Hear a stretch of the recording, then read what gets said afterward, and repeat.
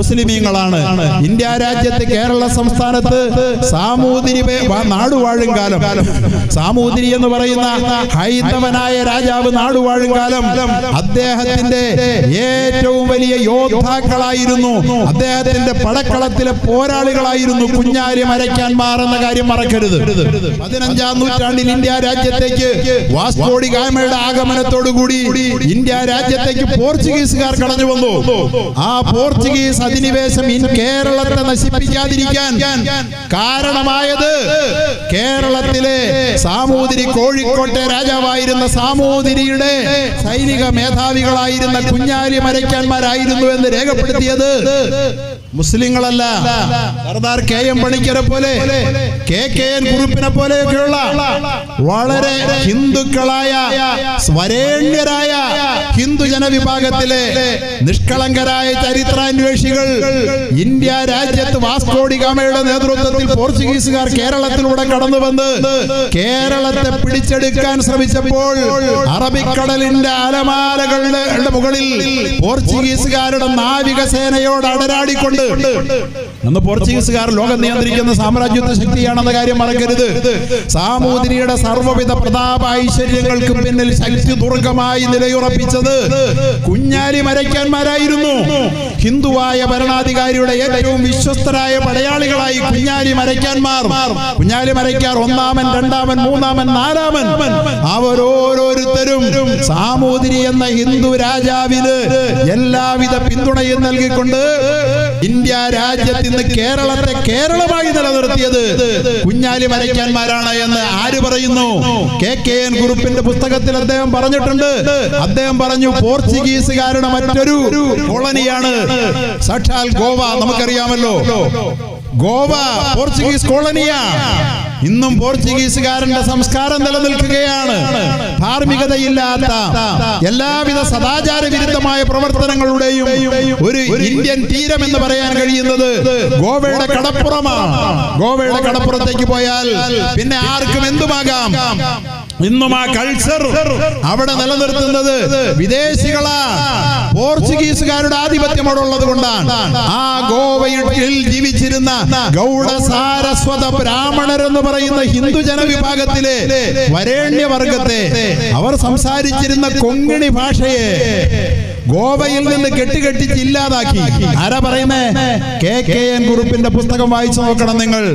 അദ്ദേഹം രേഖപ്പെടുത്തിയിട്ടുണ്ട്, ഗോവയിൽ കൊങ്ങിണി ഭാഷയില്ല. ഗൗഡ സാരസ്വത ബ്രാഹ്മണർ അവിടെയായിരുന്നു അവരുടെ ആസ്ഥാനം. അവരുടെ ഭാഷ നശിപ്പിച്ചു. അവരെ രാജ്യത്ത് നിന്ന് അവിടെ നിന്ന് തെന്നിന്ത്യയിലേക്ക്, കർണാടകത്തിലേക്കും തമിഴ്നാട്ടിലേക്കും ഒക്കെയായി അവരെ ആട്ടിപ്പായിച്ചു. എന്നിട്ട് പോർച്ചുഗീസ് ആധിപത്യം ഉറപ്പിച്ചു. അങ്ങനെ ആധിപത്യം ഉറപ്പിച്ചതിനെ നേരിടാൻ ഒരു കുഞ്ഞാലി മരയ്ക്കാർ അവിടെ ഇല്ലായിരുന്നത് കൊണ്ടാണ് ഗോവയ്ക്ക് ആ ദുരന്തമുണ്ടായത്. പക്ഷേ കേരളത്തിലേക്കും അതേ ലക്ഷ്യത്തിൽ മലയാള ഭാഷയെ തകർക്കാൻ, മലയാളത്തിന്റെ മണ്ണിന്റെ മക്കളെ, അതിലെ സവർണനെ അടക്കം, ഗൗഡ സാരസ്വത ബ്രാഹ്മണന്മാർ എന്ന് പറഞ്ഞ അവർണനൊന്നുമല്ല, അവർ ഉയർന്നവരാ. അതുപോലെ ഇവിടെ സവർണ തമ്പുരാക്കന്മാർ, നമ്പൂരി നായന്മാർ അരങ്ങുവാണെന്ന മലബാറിന്റെ കടപ്പുറത്ത് വാസ്കോഡി ഗാമ വന്നിറങ്ങി അവരുടെ സംസ്കാരവും ആധിപത്യവും ഉറപ്പിക്കാൻ ശ്രമിച്ചപ്പോൾ അവരെ കടലിൽ ചെറുത്ത് നിന്ന് ജീവൻ ബലിയർപ്പിച്ച കുഞ്ഞാലി മരയ്ക്കാന്മാരുടെ പരമ്പരയുണ്ടായിരുന്നില്ലെങ്കിൽ കേരളം മറ്റൊരു ഗോവയായി മാറിയേനെ എന്നെഴുതുന്നത് ആരാ? സാക്ഷാൽ KKN കുറുപ്പ. കേരളം മറ്റൊരു ഗോവയായി മാറിയേനെ. ഇന്ന് കേരളം കേരളമായി. പലരും പറയും കേരള തനിമ, കേരളത്തിന്റെ മാതൃഭാഷ, കേരളത്തിന്റെ സാംസ്കാരിക വൈവിധ്യം, ഇതൊക്കെ ഇന്ന് കാണുന്നത് പോലെ ഇന്ത്യയിൽ നിലനിർത്തിയതിന്റെ പിന്നിൽ വാസ്കോഡി ഗാമയെ കെട്ടിക്കെട്ടിച്ച് ഒരു ഗോവ കടപ്പുറത്ത് വന്നിറങ്ങിയതുപോലെ, കാപ്പാട് കടപ്പുറത്ത് വന്നിറങ്ങിയ വാസ്കോഡി ഗാമയുടെ അനുയായികളെ കേരളത്തിന്റെ മണ്ണിൽ നിന്ന് കെട്ടിക്കെട്ടിച്ചത് സാക്ഷാൽ മുസ്ലിമീങ്ങളാണ്. ഇതാണ് ഇന്ത്യ രാജ്യത്തെ സ്വാതന്ത്ര്യത്തിലും ഇതിന്റെ നിലനിൽപ്പിലും മുസ്ലിമീങ്ങളുടെ പങ്കെന്ന കാര്യം മറക്കരുത്. മുസ്ലിങ്ങൾക്ക് പങ്കുണ്ടോ എന്ന് ചോദിക്കുന്നവരോട് പറയാൻ ആഗ്രഹിക്കുക. അങ്ങനെ കുഞ്ഞാലി മരയ്ക്കാന്മാർ പക്ഷേ അവസാനമുണ്ടായ ചതി എന്താണ്? ദൗർഭാഗ്യകരമെന്ന് പറയട്ടെ, വിദേശികളോടുള്ള ശക്തമായ എതിർപ്പിന്റെയും വെറുപ്പിന്റെയും കാര്യത്തിൽ മുസ്ലിമീങ്ങൾ വെച്ച് പുലർത്തിയ സ്വാതന്ത്ര്യ ബോധം, ദാഹം, അത് അതേപടി കൊണ്ടു നടക്കാൻ അക്കാലഘട്ടത്തിലെ ഹിന്ദു രാജാക്കന്മാരും ഹിന്ദുക്കളായ ജനങ്ങളും തയ്യാറായിരുന്നെങ്കിൽ ഒരു കാലത്തും ഇന്ത്യ രാജ്യത്ത് വിദേശ മേൽക്കോയ്മ ഉണ്ടാകുമായിരുന്നില്ല. പക്ഷേ സവർണ ആധിപത്യം നിറനിന്ന് കാണാൻ ആഗ്രഹിക്കുന്ന നമ്പൂരി നായന്മാരടങ്ങുന്ന സവർണന്മാർ അപ്പോഴും വിദേശ ശക്തികളോട് കൂട്ടിച്ചേരുകയും സാമൂതിരിയിൽ സമ്മർദ്ദം ചെലുത്തി അവസാനം സാക്ഷാൽ കുഞ്ഞാലി മരയ്ക്കാരെ സാമൂതിരി തന്നെ പോർച്ചുഗീസുകാർക്ക് ഒറ്റുകൊടുത്ത് സാമൂതിരിയെ അവർ പിടികൂടി നിഷ്ഠൂരമായ നിലയിൽ തൂക്കുമരത്തിലേറ്റി കൊലപ്പെടുത്തി കഴുത്തറുത്തെടുത്ത് ബാർഡസിലെയും വഞ്ചിയിലെയും കടപ്പുറത്ത് കൊണ്ടുപോയി പരസ്യമായി പ്രദർശിപ്പിക്കാൻ സാക്ഷാൽ സാമൂതിരി കൂട്ടുനിന്നു എന്നത് ചരിത്രത്തിലെ ഏറ്റവും നിഷ്ഠൂരമായ വഞ്ചനയുടെ അധ്യായമായി രേഖപ്പെടുത്തി വെച്ചിരിക്കുന്ന മുസ്ലിം ചരിത്രകാരന്മാരല്ല, കേരളത്തിലെ മതേതര ചരിത്രകാരന്മാർ രേഖപ്പെടുത്തി വെച്ചിട്ടുണ്ട്. പ്രിയപ്പെട്ടവരെ, ഇവിടെയും മുസ്ലിമീങ്ങളുടെ പങ്കാളിത്തം നമ്മൾ തിരിച്ചറിയേണ്ടതുണ്ട്. അന്ന് സവർണന്മാർക്ക് വൈദേശിക ശക്തികളുമായി കൂട്ടുകെട്ടായിരുന്നു. കാരണം എന്താ? വിദേശികൾ സവർണന്മാരാണ്. ഇവിടത്തെ സവർണന്മാർ വന്നിറങ്ങുന്നത് അവരുമായി സഖ്യത്തിലാകും. സവർണന്മാരെ ദൈവതുല്യമായി, ബ്രാഹ്മണരെ ദൈവതുല്യരായി കണ്ടിരുന്ന അവർണന്മാർക്കോ അവർക്കെതിരിൽ പൊരുതി നിൽക്കാൻ കെൽപ്പുണ്ടായില്ല.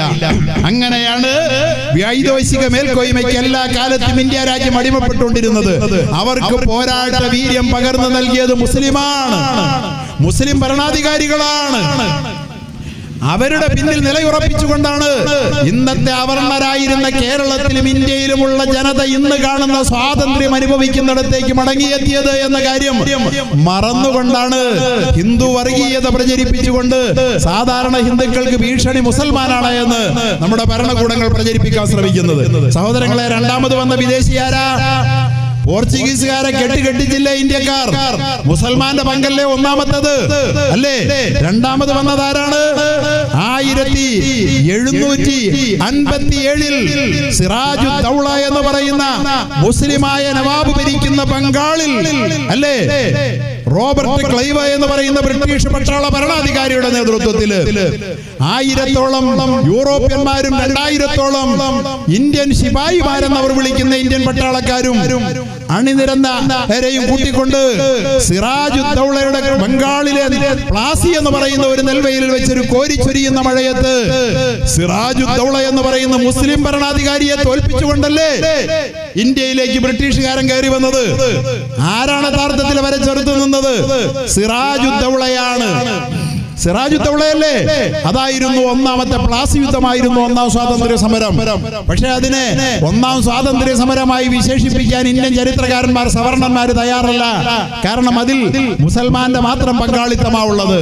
അന്ന് ബ്രിട്ടീഷുകാരൻ വരുന്നവർക്ക് പ്രശ്നമല്ല, സവർണം വരുന്നവർക്ക് പ്രശ്നമല്ല.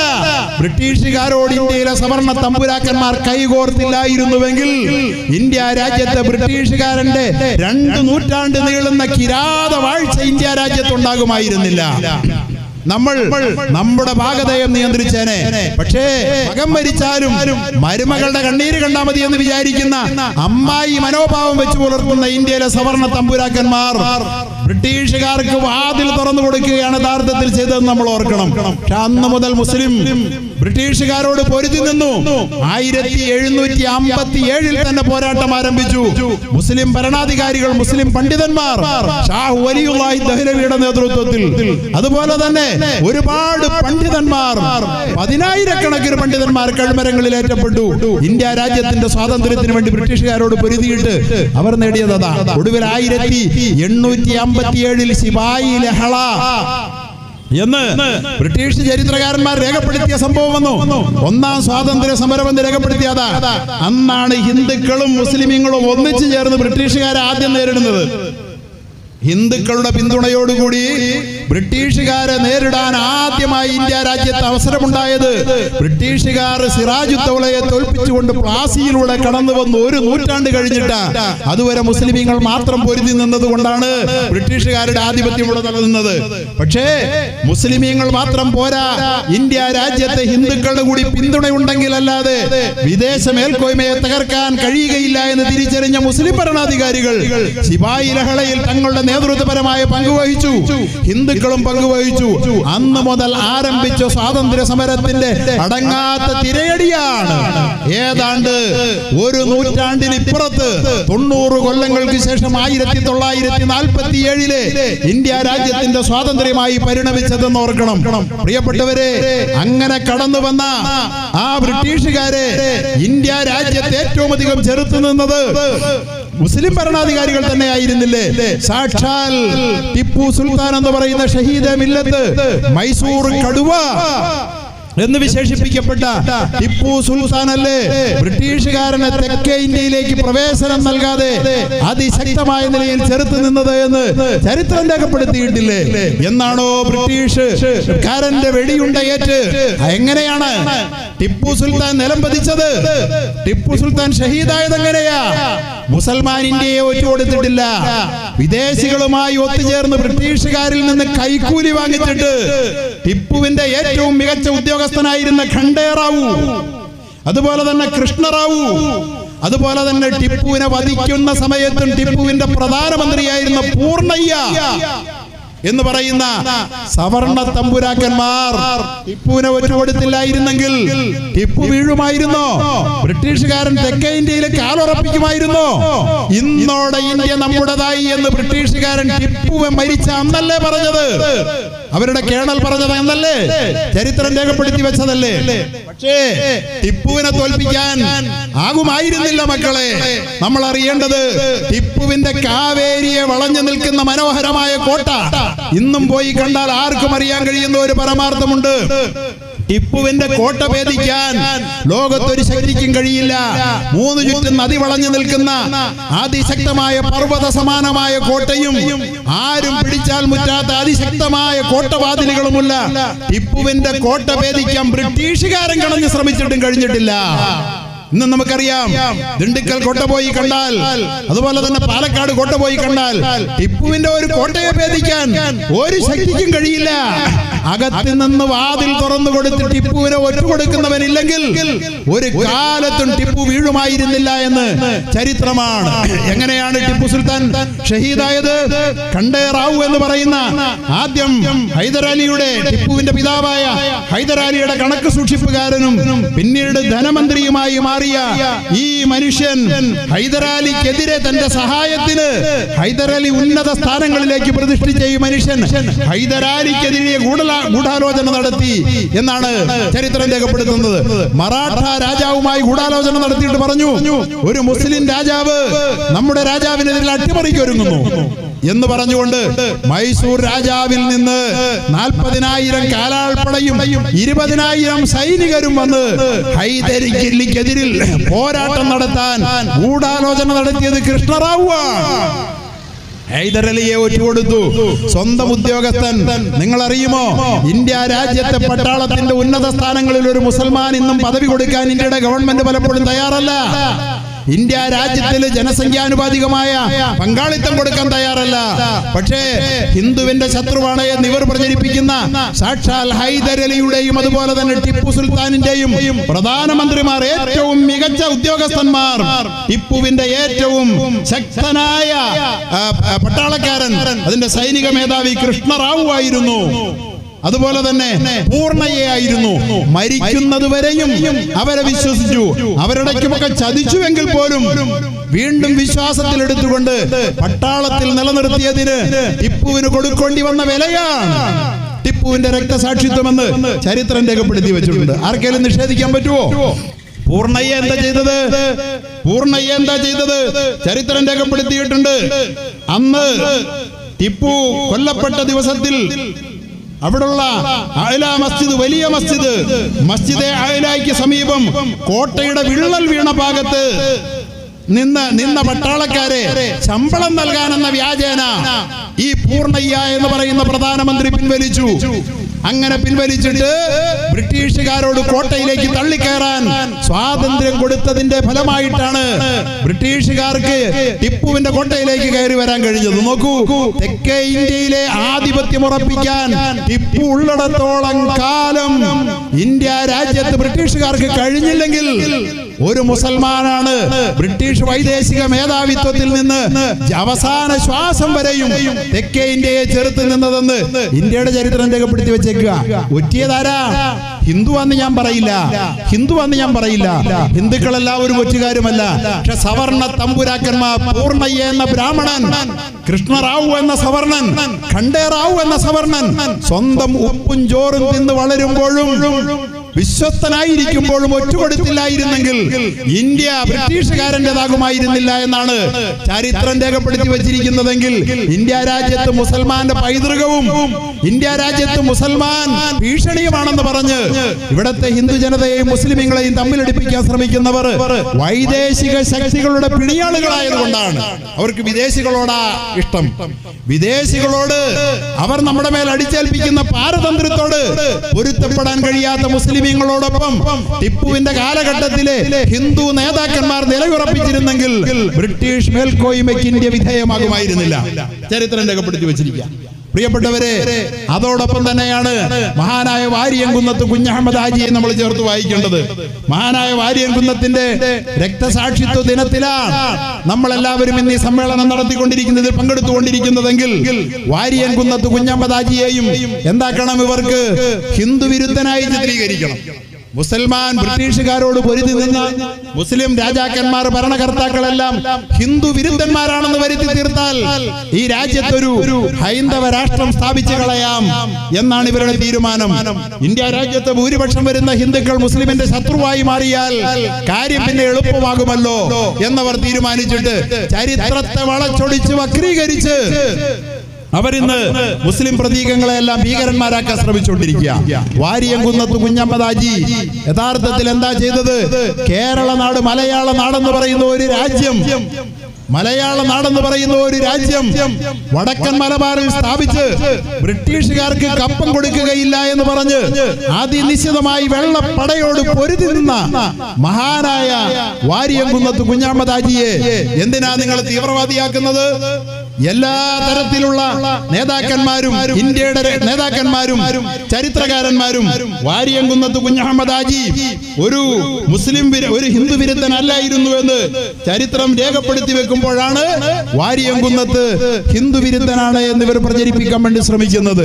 ഹിന്ദുക്കളെ കൊള്ളയടിക്കുകയോ ആക്രമിക്കുകയോ ചെയ്യുന്നവർക്ക് യാതൊരു മാപ്പുമില്ല, അവരുടെ കൈകൾ ഞാൻ മുറിച്ചു കളയുമെന്ന് പരസ്യമായി പ്രഖ്യാപിച്ച വാരിയംകുന്നത്ത് കുഞ്ഞഹമ്മദ് ഹാജി അദ്ദേഹത്തിന്റെ ശാസനങ്ങളിൽ, അദ്ദേഹത്തിന്റെ തിട്ടൂരങ്ങളിൽ ചരിത്രത്തിൽ രേഖപ്പെട്ട് കിടക്കല്ലേ? ഹിന്ദുക്കളെ കൊള്ളയടിക്കുന്ന, അവിടെ ബ്രിട്ടീഷുകാരും കുടിയാന്മാരും ജന്മിമാരും തമ്മിലുള്ള സംഘർഷം മലബാറിന്റെ ഏറ്റവും വലിയ ഒരു പോർമുഖമായിരുന്നു. മലബാറിന്റെ വലിയൊരു പോർമുഖമായിരുന്നു. കാരണം ജന്മിമാർ കുടിയാന്മാരെ മനുഷ്യരായി കണ്ടിരുന്നില്ല. അതിനെയാണ് കുമാരനാശാൻ ദുരവസ്ഥയിൽ വരച്ചു കാട്ടിയത്. വിട്ടുപോയൊന്ന് ഭവതിക്കുന്നോർത്താലേ ഒട്ടധികം പേര് അവരിൽ മുമ്പേ ഹന്തനായന്മാർ തുടങ്ങി കീഴ്പോട്ടുള്ള ഹിന്ദുക്കളായും ഇരുന്നോരത്രേ. ഈ മുസൽമാൻ ഇന്ന് ഈ സവർണന്മാരോട്, തമ്പുരാക്കന്മാരോട് പൊരുതുന്ന മുസൽമാൻ പൊരുതുന്നു, അവരെ കൊല്ലുന്നു എന്ന് നിങ്ങൾ പറയുന്നെങ്കിൽ യഥാർത്ഥത്തിൽ അതിന്റെ പിന്നിലുള്ള കാരണം എന്താണെന്നറിയോ? ഹന്തനായന്മാർ തുടങ്ങി കീഴ്പോട്ടുള്ള ഹിന്ദുക്കളായും ഇരുന്നോരത്രേ. അവരൊക്കെ ഇന്നലത്തെ ഹിന്ദുക്കളാ. ആട്ടും വിലക്കും വഴിയാട്ടും മറ്റും ഈ കൂട്ടർ സഹിച്ചു പൊറുതിമുട്ടി. ആരാ ആട്ടിയേ? ആരാ വിലക്കിയേ? ആരാ വഴിയാട്ടിയത്? മുസ്ലിം അല്ല ഇവിടത്തെ അധകൃതനായ ചെറുമന വഴിയാട്ടിയത്. ആട്ടും വിലക്കും വഴിയാട്ടും മറ്റും ഈ കൂട്ടർ സഹിച്ചു പൊറുതിമുട്ടി വിട്ടതാം ഹിന്ദുമതം. ജാതിയാൽ താനെ കെട്ടുകഴിഞ്ഞ നമ്പൂരി മതം, ജാതി കൊണ്ട് കെട്ടുപോയ നമ്പൂരി മതമാണ് ഇതിന് കാരണം. അതുകൊണ്ട് അവരുടെ തിരിച്ചടികൾ അവർ ഇസ്ലാം സ്വീകരിച്ചിട്ട് നിങ്ങളോട് പ്രതികാരം ചെയ്യുന്നെങ്കിൽ അതിന് ഉത്തരവാദി നിങ്ങളാണെന്ന് ദുരവസ്ഥയിൽ കുമാരനാശാൻ എഴുതി വെച്ച ദാരുണമായ ജന്മി കുടിയാൻ ദുരന്തം അരങ്ങേറിക്കൊണ്ടിരിക്കുമ്പോൾ ഇന്ത്യ രാജ്യത്തിന്റെ സ്വാതന്ത്ര്യം കൊടുമ്പിരിക്കൊള്ളുകയാണ്. ബ്രിട്ടീഷുകാർക്കെതിരിൽ ശക്തമായ പോരാട്ടത്തിന് ഗാന്ധിജിയുടെയും മൗലാന ഷൗക്കത്ത് അലിയുടെയും മുഹമ്മദ് അലിയുടെയും മൗലാന ആസാദിന്റെയും പട്ടേലിന്റെയും തിലകന്റെയും ഒക്കെ നേതൃത്വത്തിൽ ഇന്ത്യ രാജ്യം സ്വാതന്ത്ര്യത്തിലേക്ക് ചുവടുവെച്ചുകൊണ്ടിരിക്കുന്ന കാലഘട്ടമാണ്. ഇന്ത്യ രാജ്യത്തിന്റെ എല്ലാ മേഖലകളിലും, കേരളമടക്കമുള്ള മേഖലകളിൽ ഗാന്ധിജിയും മൗലാന ഷൗക്കത്ത് അലിയും ഒക്കെ കടന്നു വന്നുകൊണ്ട് സ്വാതന്ത്ര്യ പോരാട്ടത്തിൽ പങ്കാളികളാകാൻ നമ്മുടെ കേരളീയ ജനതയെ ആഹ്വാനം ചെയ്തു. അതോടൊപ്പം തന്നെ ബ്രിട്ടീഷുകാർ തുർക്കി ഖലീഫയോട് കാണിച്ച വഞ്ചന, ചതി, വാക്ക് പാലിക്കാതിരുന്നത് മുസ്ലിം മനസ്സിനെ നോവിച്ചിട്ടുണ്ട്. അതുകൊണ്ട് നമുക്ക് തുർക്കി ഖലീഫയോടൊപ്പം നിൽക്കണമെന്ന് ഗാന്ധിജി പറഞ്ഞു. മതസൗഹാർദ്ദത്തിന്റെ പ്രതീകമായി രൂപാന്തരപ്പെട്ട ഖിലാഫത്ത് പ്രസ്ഥാനത്തിന് ഗാന്ധിജി നേതൃത്വം നൽകി. അതല്ലേ? അങ്ങനെ മലബാറിൽ വന്നു, കോഴിക്കോട് കടപ്പുറത്ത് വന്ന് പ്രസംഗിച്ചു. ഖിലാഫത്ത് സമരത്തിന് നമ്മുടെ ഹിന്ദുക്കൾ പിന്തുണ നൽകണം, നമ്മൾ കൈകോർത്ത് നിന്ന് ബ്രിട്ടീഷുകാരെ തോൽപ്പിക്കണമെന്ന് പറഞ്ഞു. ഇതിൽ ആവേശഭരിതനായിട്ടാണ് വാരിയൻകുന്നത്ത് കുഞ്ഞഹമ്മദ് ഹാജി ഖിലാഫത്ത് പ്രസ്ഥാനങ്ങളുടെ ശാഖകൾ, കമ്മിറ്റികൾ മലബാറിൽ ഉടനീളം സ്ഥാപിച്ചത്.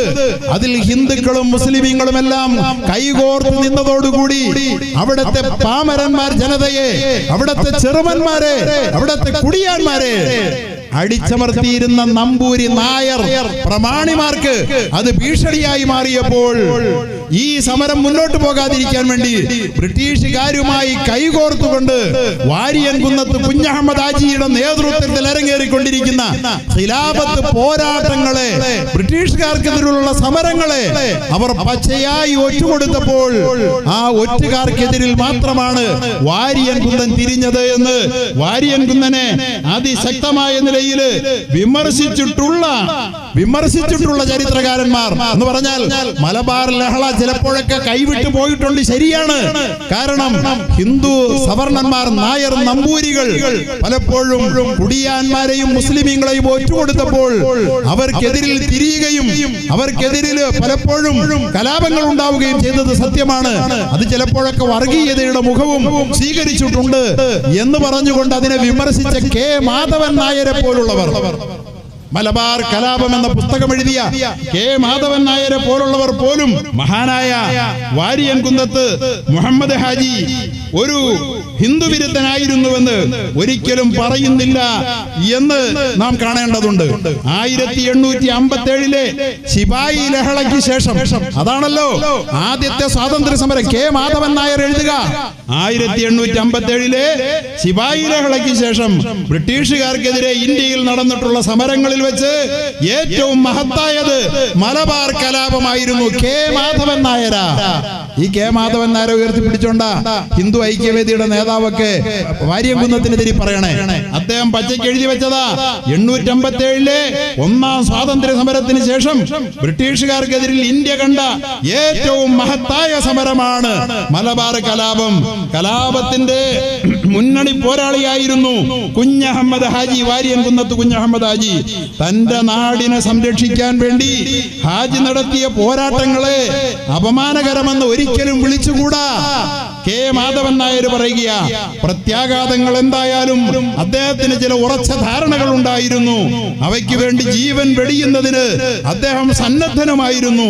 അത്തരത്തിലുള്ള ആളുകൾ ലോകത്ത് ആദരിക്കപ്പെടുക തന്നെ ചെയ്യുമെന്ന് സാക്ഷാൽ കെ മാധവൻ നായർ മലബാർ കലാപത്തെ ഏറ്റവും രൂക്ഷമായി വിമർശിച്ച, അത് പലപ്പോഴും ഹിന്ദു മുസ്ലിം വിരോധമായി മാറി എന്ന് പറഞ്ഞുകൊണ്ട് വിമർശിച്ച കെ മാധവൻ നായർ പോലും വാരിയൻകുന്നത്ത് കുഞ്ഞഹമ്മദ് ഹാജിയെ കുറിച്ച് ഇത്തരം മനോഭാവമുള്ള ആളുകൾ ലോകത്ത് ആദരിക്കപ്പെടുക തന്നെ ചെയ്യും എന്ന് പറഞ്ഞ വാരിയൻകുന്നത്ത് കുഞ്ഞഹമ്മദ് ഹാജിയെ പോലും വർഗീയവാദികളുടെ തലവനായി ചിത്രീകരിച്ചുകൊണ്ട് അദ്ദേഹത്തിന്റെ ചരിത്രം തമസ്കരിക്കാനുള്ള ശ്രമം നടത്തിക്കൊണ്ടിരിക്കുന്നത് എന്തിനു വേണ്ടിയാണെന്നറിയോ സഹോദരങ്ങളെ?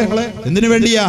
ഇന്ത്യ രാജ്യത്ത് ഹിന്ദു മുസ്ലിം മൈത്രി നിലനിന്നാൽ സവർണാധിപത്യം ഒരിക്കൽ കൂടി തിരിച്ചു കൊണ്ടുവരിക ഒരിക്കലും സാധ്യമല്ല.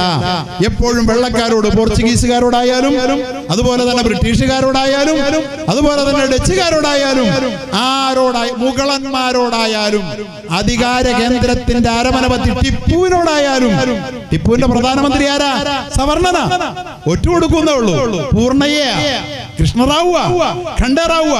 അങ്ങനെ എപ്പോഴും അധികാരത്തോട് അരുപറ്റി നിന്നുകൊണ്ട് എല്ലാ ആനുകൂല്യങ്ങളും പറ്റുകയും അവസരം കിട്ടുമ്പോൾ ഒറ്റുകൊടുക്കുകയും ചെയ്യുന്ന ഈ സവർണ തമ്പുരാക്കന്മാരുടെ ഒരു ഭരണം നമ്മുടെ രാജ്യത്ത് മടക്കി കൊണ്ടുവരാൻ വേണ്ടിയിട്ട് ഹിന്ദുത്വ ഫാസിസ്റ്റ് ശക്തികൾ ശ്രമം നടത്തിക്കൊണ്ടിരിക്കുമ്പോൾ ഇന്നലകളിലെ ചരിത്രത്തിലേതുപോലെ തന്നെ അടിച്ചമർത്തപ്പെടാൻ പോകുന്ന ജനവിഭാഗത്തിന് അത്താണിയാകാൻ മാറാൻ പോകുന്ന മുസ്ലിം സമുദായത്തിന്റെ പൗരത്വം നശിപ്പിച്ച് അവരുടെ വീര്യം കെടുത്തി അവരെ ഈ രാജ്യത്തെ അടിസ്ഥാന ജനതയുടെ ശത്രുവാക്കി ചിത്രീകരിക്കാൻ വേണ്ടിയിട്ടുള്ള മനഃശാസ്ത്രപരമായ യുദ്ധമാണ് ചരിത്രത്തിൽ ഇടപെട്ടുകൊണ്ട് ഇവർ നടത്തിക്കൊണ്ടിരിക്കുന്നത് എന്ന് തിരിച്ചറിഞ്ഞുകൊണ്ട് ഇന്ത്യ രാജ്യത്തെ ഇന്ത്യയാക്കി തീർക്കുന്നതിൽ മുസൽമാൻ ഉള്ളത്ര പങ്ക് മറ്റൊരു ജനവിഭാഗത്തിനും ഉണ്ടോ എന്ന് പോലും സംശയമാണ്.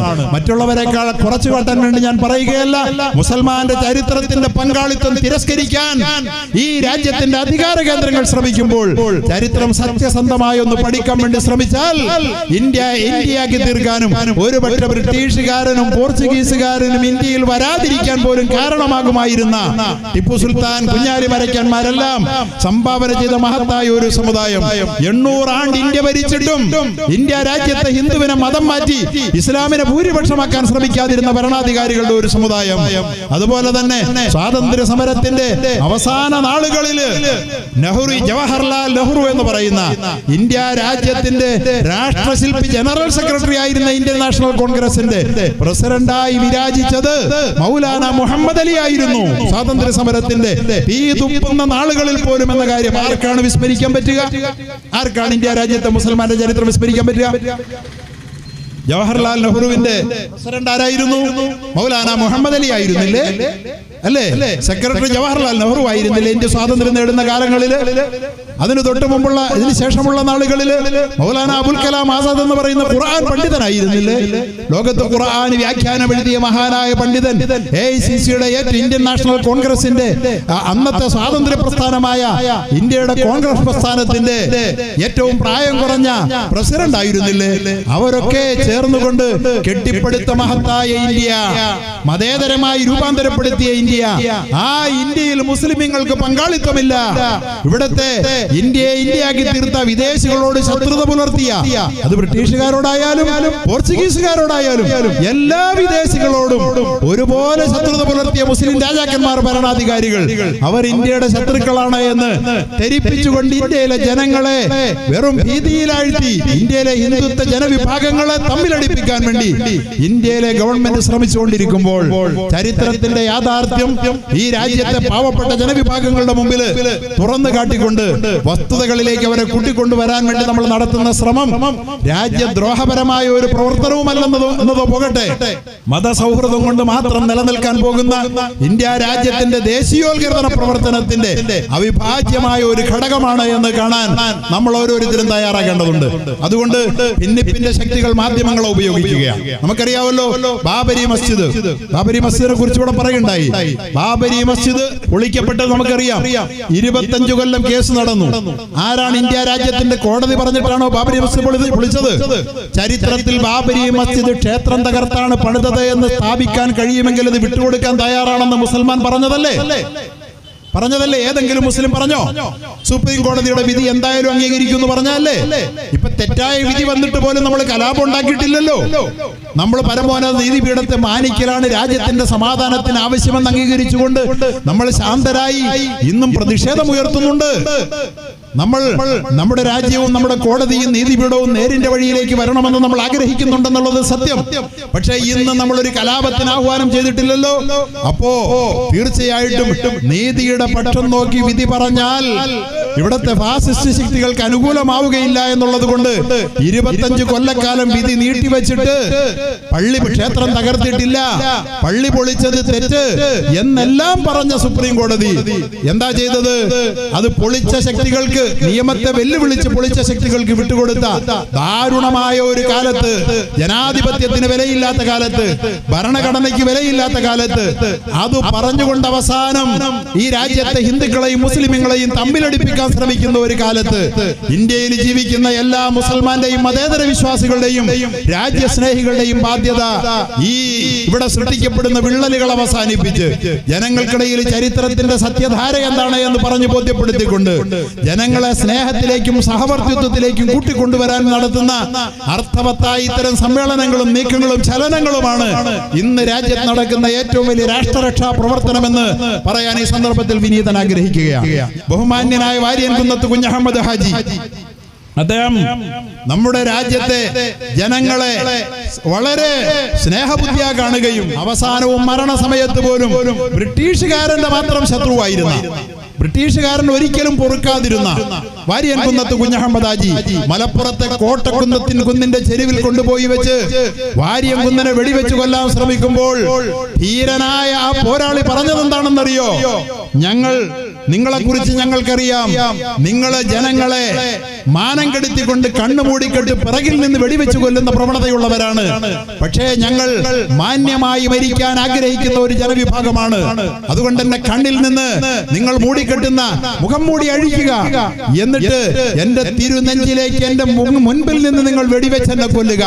വെടിയുണ്ടകൾ ചീറി പാഞ്ഞു വരുന്നത് ഞാൻ കണ്ടുകൊണ്ട് ധീരതയോടെ മരിക്കട്ടെ എന്ന് പരസ്യമായി പറഞ്ഞുകൊണ്ട് ബ്രിട്ടീഷുകാരന്റെ വെടിയുണ്ട കണ്ണുകൊണ്ട് നോക്കിക്കണ്ടുകൊണ്ട് തിരുനെഞ്ചിൽ ഏറ്റുവാങ്ങിക്കൊണ്ട് ധീരോദാത്തമായി മരണം വരിച്ച ആ വാര്യൻകുന്നത്ത് കുഞ്ഞഹമ്മദ് ഹാജിയോട് ബ്രിട്ടീഷുകാർക്ക് ഇത്രയും പകയുണ്ടാകുമ്പോ എങ്ങനെയാണ് ഇന്ത്യക്കാർക്ക് പകയുണ്ടാകുക?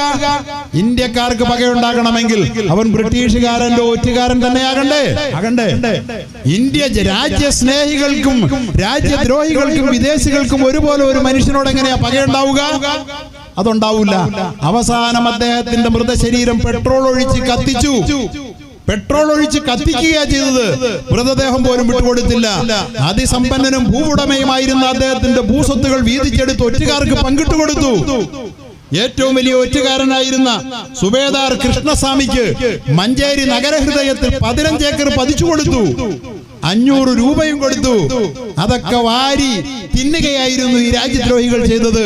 ഒരു ദേശസ്നേഹിയെ ഒറ്റുകൊടുത്തുകൊണ്ട്. ആ പാരമ്പര്യത്തിന്റെ പിന്മുറക്കാരാണ് ഇന്നും ബ്രിട്ടീഷുകാരോടും അമേരിക്കൻ സാമ്രാജ്യത്വത്തോടും കൈകോർത്ത് പിടിച്ചുകൊണ്ട് ട്രംപ് എന്ന് പറയുന്ന അമേരിക്കൻ ഭരണാധികാരി, വർഗീയതയുടെ മൂർത്തിമൽമായ ഭരണാധികാരിയുടെ പിന്തുണയോടുകൂടി നമ്മുടെ NRC പ്രക്ഷോഭ സമരത്തെ അടിച്ചമർത്താൻ ഡൽഹിയിൽ ശ്രമിച്ചത് നമ്മൾ കണ്ടതാണ്. വിദേശികളോടുള്ള അവരുടെ അങ്ങേയറ്റത്തെ അഭിനിവേശമാണ്. അതുകൊണ്ട് രാജ്യത്തെ സ്നേഹിക്കുന്നവർ, നമ്മുടെ രാജ്യം സ്വാതന്ത്ര്യമായി, നിങ്ങൾക്കറിയോ ബ്രിട്ടീഷുകാരൻ വന്നാൽ പിന്നെ യൂറോപ്യൻ വന്നാൽ പിന്നെ ഇവിടെ സവർണാവർണ ഭേദമൊന്നുമില്ല. ഗ്രാമങ്ങൾ തകർത്ത് തരിപ്പണമാക്കുക, തീയിടുക, ചുടുക എന്ന് മാത്രമേ ഉള്ളൂ. ഒരിക്കൽ കൂടി ലോകത്തൊരു കാലത്തും വെള്ളക്കാരന്മാർ, പോർച്ചുഗീസുകാർ, ബ്രിട്ടീഷുകാർ കടന്നു വന്ന ഒരു പ്രദേശത്തും ഒരു ഗ്രാമവും ചുട്ടുചാമ്പലാക്കപ്പെടാതിരുന്നിട്ടില്ല. ഒരാരാധനാലയങ്ങളും തകർക്കപ്പെടാതിരുന്നിട്ടില്ല. അവിടുത്തെ 10,000-കണക്കിന് ജനങ്ങൾ അരിഞ്ഞു തള്ളപ്പെടാതിരുന്നിട്ടില്ല. അതുകൊണ്ട് അമേരിക്കൻ സാമ്രാജ്യത്വത്തിനും ബ്രിട്ടീഷ് സാമ്രാജ്യത്വത്തിനും അടിമപ്പെട്ടുകൊണ്ട് അവർക്ക് മിലിറ്ററി ക്യാമ്പുകൾ അനുവദിച്ചു കൊടുത്തുകൊണ്ട് ഗൾഫ് രാജ്യങ്ങളൊക്കെ ചെയ്തതുപോലെ ഇന്നവരെ അതിന്റെ അനുഭവിക്കുകയാണ്. അവർക്കൊരു രാജ്യമെന്ന് പറയാൻ പോലും കഴിയില്ല. അവർക്ക് ഇഷ്ടപ്പെട്ടതാണ് അവിടെ നടപ്പാക്കുന്നത്. അത്തരത്തിൽ ഇന്ത്യയെ വിട്ടുകൊടുക്കാൻ നമ്മുടെ ഭരണാധികാരികൾ ശ്രമിക്കുമ്പോൾ അതിനെതിരിൽ ചെറുപ്പ് നിർത്തി സൃഷ്ടിക്കേണ്ടത് മുസൽമാന്റെ മാത്രം ബാധ്യതയല്ല. ഒന്നാമത്തെ ബാധ്യത മുസൽമാന്റേതാണെന്ന് മുസ്ലിമീങ്ങൾ തിരിച്ചറിയുന്നു. ഒപ്പം പറഞ്ഞുകൊള്ളട്ടെ, എക്കാലത്തിലും മുസ്ലിം ഭരണാധികാരികൾ സമര പോരാട്ട ഭൂമികയിൽ സജീവമായപ്പോൾ ഹിന്ദുക്കൾ അക്കാലഘട്ടത്തിൽ ഒപ്പം നിന്നിരുന്നുവെങ്കിൽ വിദേശികളെ കെട്ടുകെട്ടിക്കാൻ കഴിയുമായിരുന്നുവെന്ന് സാമൂതിരി സംഭവവും പോർച്ചുഗീസുകാരുമായുള്ള സംഭവവും അതുപോലെ തന്നെ വെള്ളക്കാരുമായുള്ള സംഭവം ഒക്കെ തെളിയിക്കുമ്പോ ഒരുമിച്ച് നിൽക്കുക, നാം ഒന്നായി നിൽക്കുക. എങ്കിൽ മാത്രമേ വിദേശ മേൽക്കോയ്മയുടെ വെറും പിണിയാളുകൾ മാത്രമായ ഭരണാധികാരികൾ അവർക്ക് വേണ്ടി വാതിൽ തുറന്നു കൊടുക്കുമ്പോൾ ഒരിക്കൽ കൂടി ബ്രിട്ടീഷുകാർ അവർക്ക് ഇഷ്ടപ്പെട്ട ഒരു ഭരണാധികാരിയുടെ ഭരിച്ചു കാരണമെന്നല്ല അമേരിക്കയും ബ്രിട്ടനും ആഗ്രഹിക്കുന്നത്. അവരിലൂടെ ഇന്ത്യയിലേക്ക് കടന്നു കയറാൻ തന്നെയാണ് അമേരിക്കൻ സാമ്രാജ്യത്വത്തിന് ആഫ്രിക്കയിൽ കോളനി വേണം, മധ്യേഷ്യയിൽ കോളനി വേണം, ലോകത്തെല്ലാ സ്ഥലത്തും അവർക്ക് കോളനി വേണം, അവർക്ക് ഇന്ത്യയിലും കോളനി വേണം. ഇന്ത്യൻ സൈന്യത്തെ നോക്കുകുത്തിയാക്കി മാറ്റിക്കൊണ്ട്, ഇന്ത്യൻ ഭരണാധികാരികളെ അടിമകളാക്കി മാറ്റിക്കൊണ്ട് അമേരിക്ക ഇന്ത്യ ഭരിക്കാൻ ഒരുങ്ങുമ്പോൾ ഈ ചരിത്രത്തിൽ വിള്ളലുണ്ടാക്കി ഇന്ത്യൻ ജനതയെ ഭിന്നിപ്പിക്കാൻ ശ്രമിക്കുന്ന ശക്തികളെ തിരിച്ചറിഞ്ഞുകൊണ്ട് നമ്മുടെ മതേതര പൈതൃകം, നമ്മുടെ ജനാധിപത്യ പാരമ്പര്യം, നമ്മുടെ മതസൗഹാർദ്ദത്തിന്റെ മഹിതമായ പൈതൃകം കാത്തു സൂക്ഷിക്കാൻ ഈ രാജ്യത്തെ എല്ലാ വിഭാഗം ജനങ്ങളും സന്നദ്ധമാകണമെന്ന് ആഹ്വാനം ചെയ്തുകൊണ്ട് സർവശക്തനായ അല്ലാഹു സമാധാനപൂർണമായ ഒരു ഭാരതം എത്രയും വേഗം പുലർന്നു കാണാൻ. ഇന്ന് വളരെ കലുഷമാണ് നമ്മുടെ രാജ്യത്തിന്റെ അവസ്ഥ. വർഗീയ ശക്തികൾ വിഷവിത്തുകൾ വാരി വിതറിക്കൊണ്ടിരിക്കുക. നമുക്കറിയാം, നോക്കൂ, ഹലാൽ ഹറാം വിവാദമൊക്കെ എന്ത് ദാരുണമാണ്. ഹലാലും ഹറാമും ഇന്നോ ഇന്നലെ ഉണ്ടായതാണോ? കാലം എത്രയായി ഹലാലും ഹറാമും ഉണ്ടായിട്ട്? ഹിന്ദുവും മുസ്ലിമും ഒക്കെ ആകെ ഒരു മാംസഭക്ഷണത്തിന്റെ കാര്യത്തിൽ മാത്രമാ ഹലാലും ഹറാമും പറയണേ.